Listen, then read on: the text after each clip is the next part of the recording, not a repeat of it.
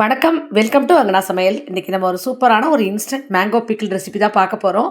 கல்யாண வீட்டில் செய்யக்கூடிய ஒரு இன்ஸ்டண்ட்டான ஒரு மேங்கோ பிக்கிள் ரெசிபி.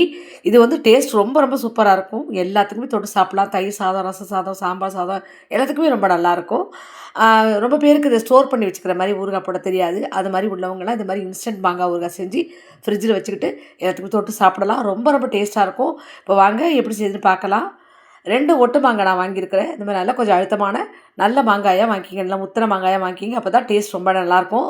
இப்போ இதை நம்ம பொடியாக கட் பண்ணி இந்த மாதிரி எடுத்து வந்துடலாம். தோலோடையும் நீங்கள் கட் பண்ணி எடுத்துக்கோங்க. தோலெல்லாம் சீவ வேண்டாம். தோலோடையும் கட் பண்ணி எடுத்துக்கிட்டிங்கன்னா ரொம்ப நல்லாயிருக்கும்.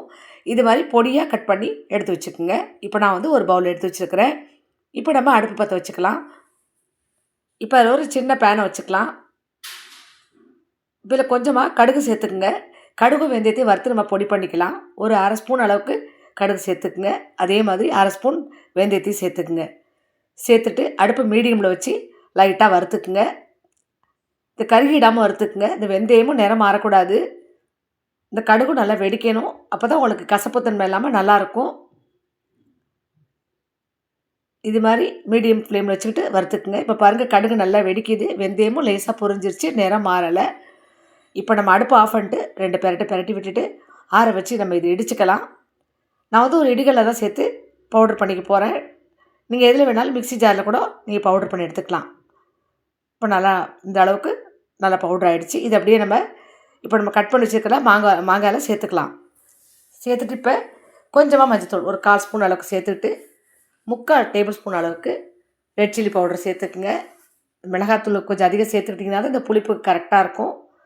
அதே மாதிரி 3/4 ஸ்பூன் அளவுக்கு 3/4 டேபிள் ஸ்பூன் அளவுக்கு நம்ம டேபிள் சால்ட் சேர்த்துக்கலாம். கூடவே 1/4 ஸ்பூன் அளவுக்கு வெள்ளை பவுடர். நான் வந்து நாட்டு சக்கரை தான் சேர்க்குறேன். சேர்த்துட்டு இப்போ நம்ம அடுப்பில் திரும்பவும் அதே வானலை வச்சுக்கலாம். ஒரு 3லேருந்து 4 டேபிள் ஸ்பூன் அளவுக்கு நல்லெண்ணெய் சேர்த்துக்குங்க. எந்த அளவுக்கு எண்ணெய் சேர்க்குறீங்களோ ரொம்ப ருசியாக இருக்கும். இப்போ இதில் 1/2 ஸ்பூன் அளவுக்கு கடுகு சேர்த்துக்குங்க.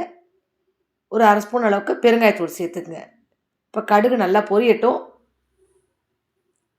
இப்போ கடுகு நல்லா பொரிஞ்சிருச்சு, பெருங்காயமும் நல்லா பொரிஞ்சிருச்சு. இப்போ கொஞ்சமாக கலருக்காக கொஞ்சோண்டு மஞ்சத்தூள் சேர்த்துக்குங்க.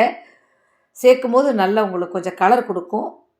இப்போ சேர்த்துட்டு இப்போ இந்த சூடான எண்ணெயை அப்படியே எடுத்து நம்ம இந்த மாங்காயில் ஊற்றிடலாம். ஊற்றிட்டு இப்போ நல்லா மிக்ஸ் பண்ணி விட்டுக்கலாம். ரொம்ப ஈஸி பாருங்கள், ஈஸியாக செஞ்சாச்சு பாருங்கள். டேஸ்ட் ரொம்ப ரொம்ப நல்லாயிருக்கும். ஒரு மாதிரி நல்லா புளிப்பாக காரமாக இனிப்பாக ரொம்ப நல்லாயிருக்கும்.